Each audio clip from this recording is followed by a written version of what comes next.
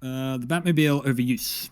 Now, this one is a little trickier for me because it's just something that I disagree with, but it's pretty easy to tell when something's been overblown in discourse. The Batmobile is too central to the game's design for words like tacked on, rushed, or terrible to hold any grounds in a reasonable conversation. It is a central cog of the game. If you remove it, the entire thing needs to change, and I think criticizing the central building blocks the design team wanted to use for simply being there is questionable criticism at best. It's not a problem in the game, but I can definitely understand those to whom the Batmobile doesn't appeal. It's a pretty big step away from the established mechanics of the series, and the change of tone that it brings makes Arkham Knight feel pretty at odds with the rest of the franchise. It's a more photorealistic game, and the Batmobile sort of pushes it further out of the circle, so the appeal lies in a different place for this game. I love it, but I can definitely understand if you're just not quite connecting with it. I can understand this all being a pretty substantial stumbling block. I can understand if you just don't like it, but I disagree with the idea that its sections are poorly designed or repetitive or anything like that. Arguing that the Batmobile itself is poorly designed is idiotic. It's incredibly well designed. I don't know if people know what design is. So firstly, I want to remind you all that the Batmobile was a heavily requested feature since Arkham Asylum was released, and I really wonder how Rocksteady feel about having given people what they said they wanted and to receive backlash for that. There's not a lot that I wouldn't do to have a sit-down conversation with Sefton Hill and talk about some of this stuff. That's a pipe dream if I ever had one. The Batmobile has some very effective, polished, and consistently impressive vehicle gameplay. I don't think I've seen a vehicle be so fully intertwined into the world design or so fully realized in its potential to provide multiple types of gameplay in any other game, and that should not be taken for granted and should not be disregarded simply because of the name of the person that happens to be driving it. Personally, I don't use vehicles or mounts in any open world games. I never use fast travel. If anyone is going to be averse to the idea of a vehicle to which the character is tied, I'm probably going to be one of them. And I freaking love the Batmobile. I love the amount of enemy types you got to deal with and how they progress over the course of the game, just like the regular combat. How they split your attention between distant and close targets, high and low ones. Different kinds of attacks coming your way and different ways you can deal with this all. This stuff gets complicated, especially because of how the Batmobile's weapons also evolve. I love the way it looks, sounds, and controls, particularly how well this stuff matches Batman himself.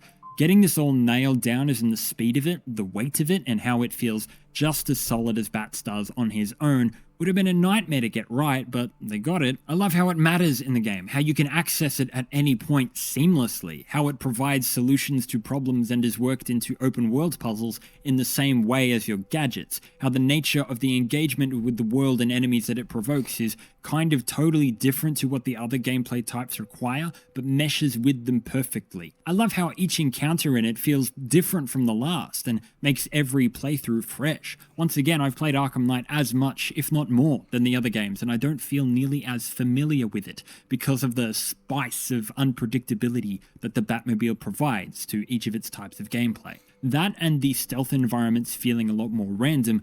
I don't have a muscle memory of how to clean up every single encounter in Arkham Knight on a playthrough like I do with the other three titles. I have to play, and I have to pay attention, I have to be engaged. It's still tense on racetracks, and still difficult to beat some of those late game skirmishes for me. There's a lot going on here. It also adds challenge, which is new for the series. I like that. In all seriousness, the Batmobile adds so much tension to the game because of its fragility.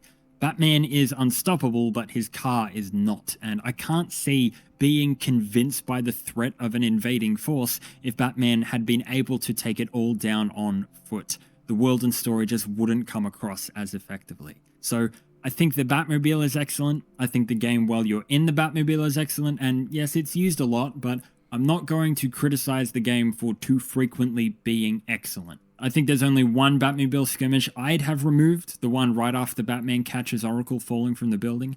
I think it deflates the prior foot encounter with the Arkham Knight himself just a little bit too much.